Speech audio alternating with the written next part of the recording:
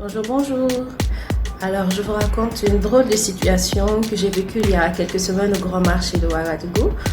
Je n'y avais pas mis pied depuis près de 6 mois et j'y suis allée il y a quelques semaines pour une petite séance shopping. Et je suis partie avec tout mon arsenal, j'avais mon masque, j'avais mon gel et je prenais soin avant d'ouvrir une porte ou bien de toucher une marchandise, de sortir un petit mouchoir en papier pour le faire. Et parfois j'avais l'impression d'être une extraterrestre, je sentais que les gens me regardaient. Il y a même quelqu'un qui est venu me dire à mon oreille: hey, ma soeur, mais pourquoi tu te fatigues avec tout ça?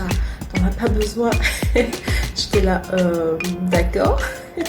Donc je me suis dépêchée de finir mes courses et de rentrer rapidement à la maison.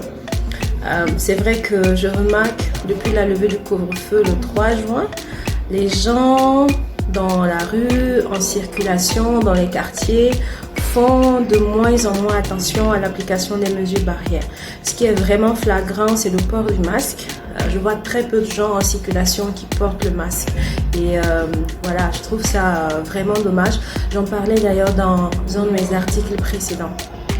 Et même certaines boutiques que j'avais vraiment apprécié, que j'avais vraiment loué parce que les vigiles ne laissaient personne rentrer si vous ne portiez pas de masque ou bien si vous ne vous laviez pas les mains.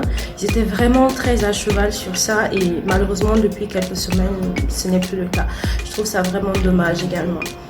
Et en plus on est actuellement en pleine période électorale. Et j'ai vu passer il y a quelques jours sur les réseaux sociaux des rassemblements politiques avec des centaines de personnes dans des salles bondées. Sur les images, on voyait que les distances de sécurité ne sont pas respectées, les gens ne portaient pas les masques, voilà. Et ça a donné lieu quand même à beaucoup de polémiques sur les réseaux sociaux.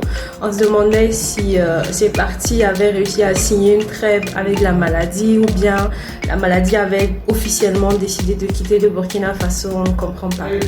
Surtout que officiellement, les rassemblements de plus de 50 personnes sont toujours interdits sur l'ensemble du territoire national.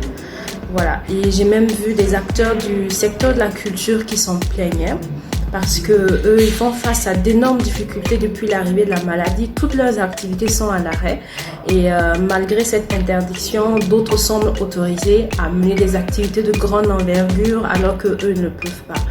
Voilà. Donc c'est la situation présente actuellement. Je remarque que même sur les réseaux sociaux, même les médias, les gens ne font plus trop cas de la maladie, on n'en parle plus trop comme c'était le cas au début. Alors que la maladie est toujours présente. Je lisais il y a quelques jours quand nous étions à 1037 cas à la date du 11 juillet. Donc la maladie est effectivement toujours présente au Burkina et elle fait toujours des ravages. Alors oui, la vie doit continuer, mais nous devons également continuer de respecter les mesures barrières, de nous laver les mains, de porter nos masques, de faire attention à nous et également à nos familles. Voilà.